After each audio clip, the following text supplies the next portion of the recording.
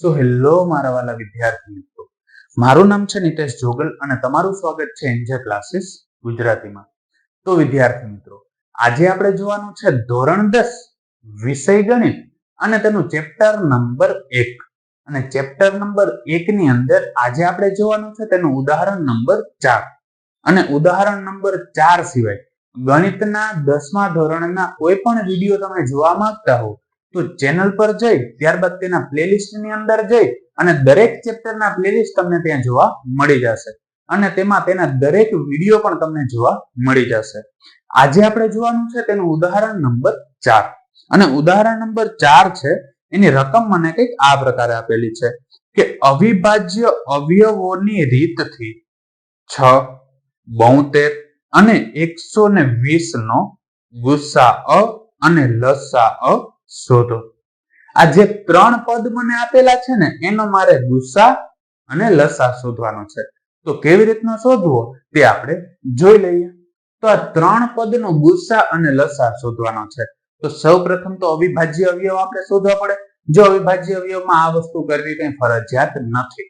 જો ડાયરેક્ટ તમને એના અવિભાજ્ય અવયવ આવડતા હોય, જેમ કે આપણે ખબર છે કે 6 ના અવયવ શું થાય, તંતુ 6 થાય, તો આ વસ્તુ લખવાની જરૂર નથી. પણ જો તમે આ રીતથી કરશો ને તો ભૂલ થવાની શક્યતા ઘટી જશે. મોટા પદની અંદર ખાસ ભૂલ થવાની શક્યતા ઘટી જાય. એટલે નાનકડો અવિભાજ્ય આવી રીતના અવયવ તમે ક્યાંક કરી નાખો તો પણ ચાલે. રફ કામની અંદર લખી નાખો તોય હાલે અને બુકમાં સાથે સાથે લખી નાખો તોય હાલે.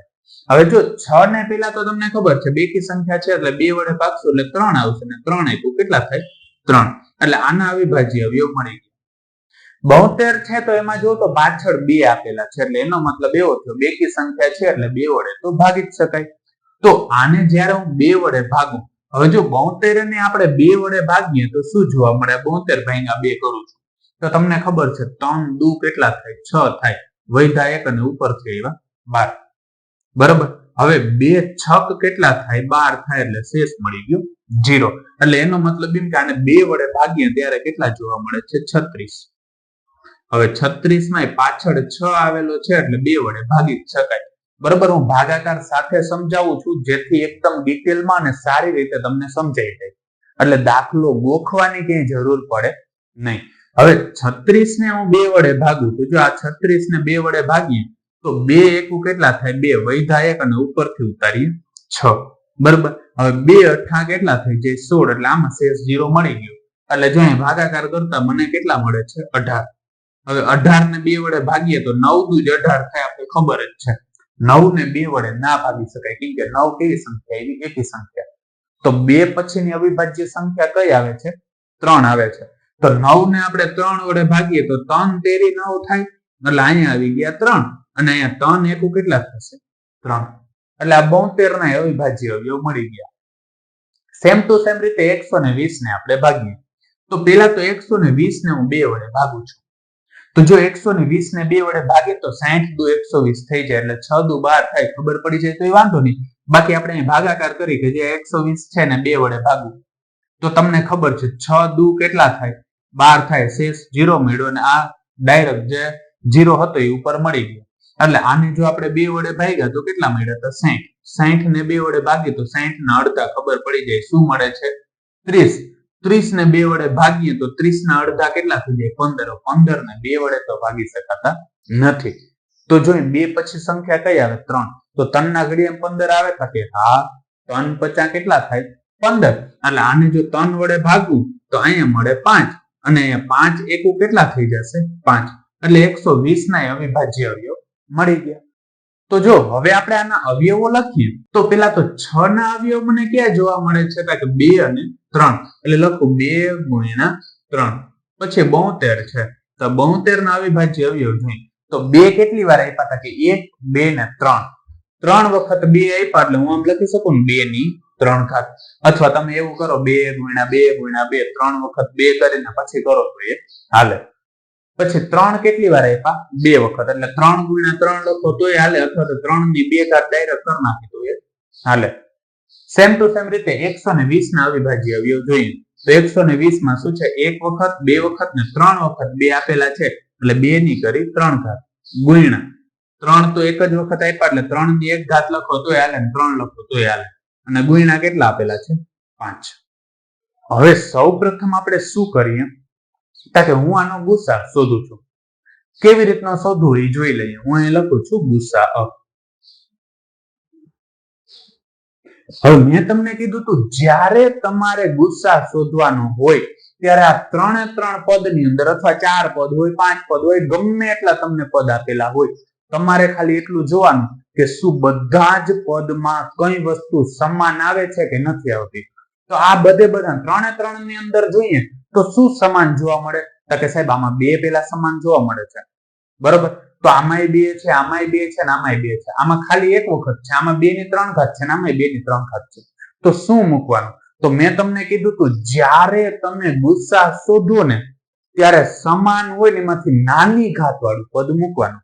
ગુસા શોધતા હોય ત્યારે તો આ 3 માં સમાન છે એમાં નાની ઘાત વાળું કયું છે ખાલી 2 છે એટલે એને મૂકી દો 2 અથવા 2 ની 1 ઘાત કયું તો એ હાલે. પછી જોઈએ તો સમાનતા કે આમાંય 3 છે આમાંય 3 છે ને આમાંય 3 છે. તને 3 ની અંદર 3 આપેલા છે તો એમાં એ સૌથી નાની ઘાત વાળું કે 3 ની 1 ઘાત વાળું છે. આ 3 ની 1 ઘાત વાળું કહેવાય ને આ 3 ની 1 ઘાત વાળું કહેવાય. એટલે કોઈ પણ તમારે લખવાનું થાય એટલે ખાલી અહીં હું શું લખી નાખું છું 3. એના સિવાય કઈ સરખું જોવા મળે તો બીજું કઈ સરખું જોવા મળતું નથી.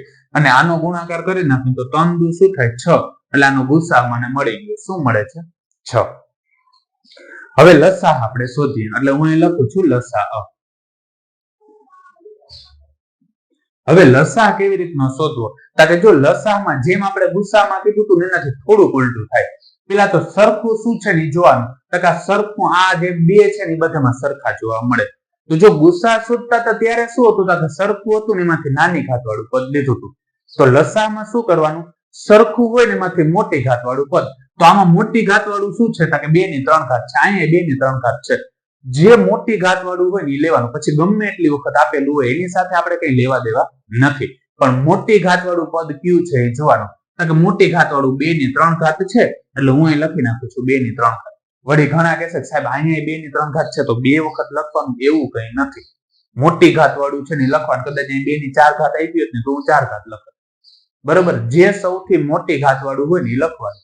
પછી જોઈએ તો આમાંય 3 છે આમાંય 3 છે ને આમાંય 3 છે. તો મોટી ઘાત વાળું શું છે કે 3 ની 2 ઘાત એટલે અહીં લખી દઉં 3 ની 2 ઘાત. હવે એટલું ફિક્સ થઈ ગયું કે અહીંયા 2 અને 3 આના સિવાયનું કોઈ પણ પદ આવતું હોય ગુણાકારમાં લેવાનું. 2 અને 3 બાકી ક્યાંય હવે આડા આવે ને 3 માં તો નથી લેવાનું. એના સિવાય શું વધે છે કે આમાં બધા 2 3 આવી ગયા ખાલી 5 વધે એટલે ગુણ્યા કરી નાખું છું. શું થાય છે 5. સાદુરૂપ આપી 2 ની 3 ઘાત એટલે 2 નો 3 વાર ગુણાકાર કરી તો 2 દુ કેટલા થાય 4 4 દુ કેટલા થાય 8 થાય. એટલે 2 ની 3 ઘાત એટલે ડાયરેક્ટ મળી જાય છે 8. અથવા ના સમજાણું હોય તો જો આમ 3 વખત તમે ગુણાકાર કરો તો 2 દુ કેટલા થાય 4 4 દુ કેટલા થઈ જાય 8 બરોબર. સેમ ટુ સેમ રીતે 3 નો વર્ગ શું થાય 9 કેમ કે 3 તેરી કેટલા થાય 9 અને ગુણ્યા અહીંયા કેટલા આપેલા છે. તો હવે આનો આપણે આગળ સાદુરૂપ આપીએ તો શું થશે તો કે 8 છે ને એને એમને રાખું છું 9 50 કેટલા થઈ જાય 45 લાઈન મૂકી દીધા 45. હવે 45 નો ગુણાકાર કેની સાથે કરવાનો 8 સાથે.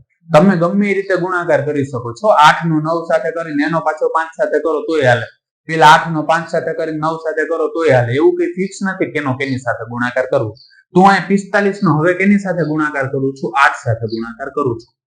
તો આપણે ખબર છે 8 50 કેટલા થાય 40 40 નો 0 વધી પડ્યું 4 બરોબર.